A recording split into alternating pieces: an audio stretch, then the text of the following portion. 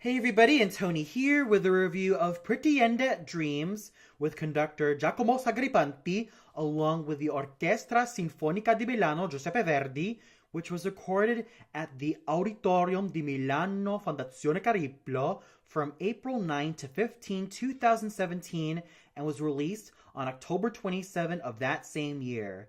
Joining Pretty Yende were the basso cantante slash basso buffo Carlo Lepore, the cavalier baritone Mattia Olivieri, the lyric tenor Piero Preti, and the lyric mezzo-soprano Ilaria Siciliano. Now, what more can I say about Pretty Yende that hasn't been said already? I absolutely admire her, not only as a singer, but as a complete performer. She has that signature grace, which she has been very well known for, and I've been following her career for quite some time, and I've seen her grow from strength to strength every single time I see her perform or whenever I see her on YouTube. She certainly has that enthusiasm and that endurance which has made her stand out so superbly. And I also love the color of her voice. It has that rich,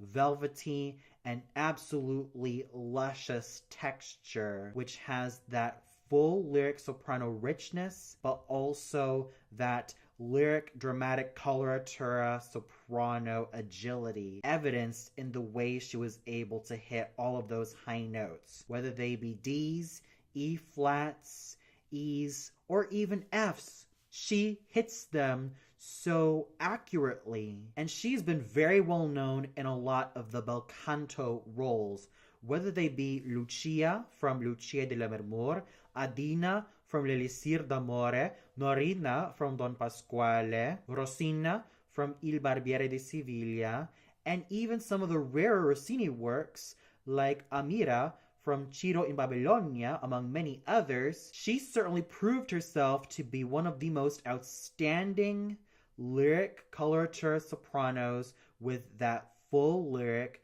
slash spinto soprano richness, which also made her very versatile as an overall performer. The album started off with her rendition of Je veux vivre from Gounod's Romeo et Juliette. And I really love the fact that she was able to sing in the original key, as we also get to hear her display some really stratospheric singing, most notably an E before she wraps everything up with a D. And I thought it was a very exciting opener. We then find ourselves listening to the mad scene from Lucia di Lammermoor, and I definitely love the way she was able to bring one of her signature roles to life. She was able to bring in a fair amount of frailty, but also a lot of determination that despite the fact that Edgardo left her on Earth, she knows that they will reunite in heaven. And she certainly did an amazing job with this particular mad scene. I also love her rendition of the final scene in Bellini's La Straniera. Yes, aside from hearing her sing the arias found in the youthful heroines of Amina, Dinora, Lucia, Linda di Chamouni, and Juliette, Pretty Yende has found herself singing a dramatic coloratura soprano aria, and she pulled out all the stops. She let her voice pour out with such abandon that I was practically on the edge of my seat. Her technical work found in not only the mad scene in Lucia de Lammermoor, but also that of Dinora in the shadow song Ombre Légère, and Linda di Chamouni, more specifically her aria O luce di quest'anima, which was also sung in the original key, were absolutely peerless. And I also love the fact that the album wrapped up nicely with her rendition of Amina's final scene, O se no volta sola, which then leads up to the cavatina A non credei a mirarti, and the final cabaletta A non giunge un man pensiero, from, of course, La Sonambula. So there was no doubt that I had such a blast with this particular album. However, if you ask me, I would have loved to hear her renditions of Estrano, A Forse Lui, Sempre Libera, and even Addio del Passato from Verdi's La Traviata, Gilda's Caro Nome from Rigoletto, and maybe even the bolero Mercé dilette amiche, also from Verdi's I Vespri Siciliani, and maybe even Lo vide il primo palpito and Tu punisci mio signore from Verdi's Louisa Miller, and maybe even Au beau pays de la Touraine and Robert Toi que j'aime and Mon cœur selon ses palpitiés from Les Huguenots, Robert le Diable, and Le Prophète, respectively. I would have loved to hear her sing all of these arias, but I'm sure that with roles like Violetta Valéry, Luisa Miller, Elena from I Vespri Siciliani, Elvira from Hernani, Beatrice di Tenda, Maria Stuarda, Berthe from Le Prophète, Isabelle from Robert le Diable, and many other great roles for a dramatic coloratura soprano. I'm definitely sure that these roles will be roles she might end up doing in the near future.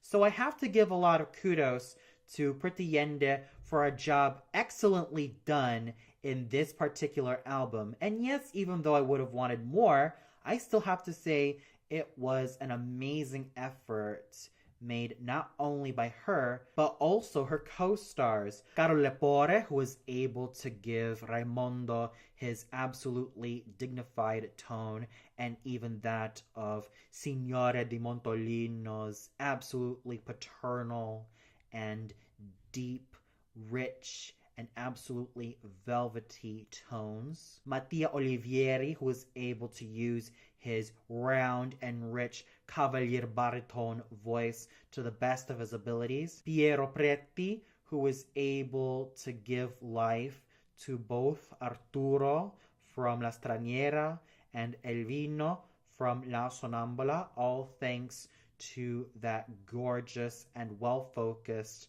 full lyric tenor voice, and even Ilaria Siciliano, who was able to use that round and rich lyric mezzo voice to embody Teresa in the final scene of La Sonambula. So this was definitely a great effort from all of these singers, and the conducting done by Giacomo Sagripanti was absolutely well done, and his major highlight was the A non giunge, where he was able to tease some moments in the orchestra, giving it a lot of nuance and a lot of vivacity. And of course, the chorus and orchestra were absolutely phenomenal. They definitely served their purposes so phenomenally that I also thought that they contributed so exceptionally to this particular album. So I'm not going to mince words here. Pretty Yende Dreams is not only a must listen, but it's also a must own. Whether you're a fan of Pretty Yende or just great bel canto singing in general, then this is definitely for you. With that said, I give Pretty Yende Dreams a well-deserved rating of 5 out of 5 stars. This is definitely gold standard singing, not only found in Pretty Yende, but also in Caro Lepore, Mattia Olivieri, Piero Preti, and Ilaria Siciliano, and of course, such nuanced conducting found in Giacomo Sagripanti. They definitely contributed so well to this album, and I can tell that each and every one of them worked so hard to make it happen. And for those of you who heard this particular album, what did you think of it? Did you feel like Pretty Yende really went from strength to strength as you were following her career? Was there a particular aria that stood out to you so much? Or did you feel like there was something that kind of stuck out like a sore thumb? Comment below and let me know. Well, that's all for now. And since yesterday was Juan Diego Flores' birthday, do expect a review of his latest album, Mozart. So until then, have a great day, everybody.